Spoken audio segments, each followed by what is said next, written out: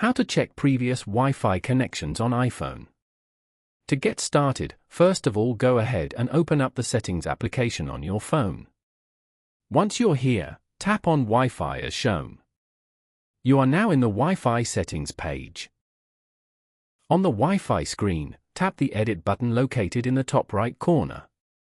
You may be required to use Face ID, Touch ID, or your passcode to proceed. After authenticating, you will see a list under the Known Networks section. This list contains all the Wi-Fi networks you have previously connected to. From this list, you can also manage your past connections. By tapping the info icon next to a network name, you can view its password, other details, or choose to forget this network to remove it from your device. Following these steps, you can easily check previous Wi-Fi connections on an iPhone. Thank you for watching. Please leave a like if this tutorial helped you, or leave a comment below if you have any questions related to the video.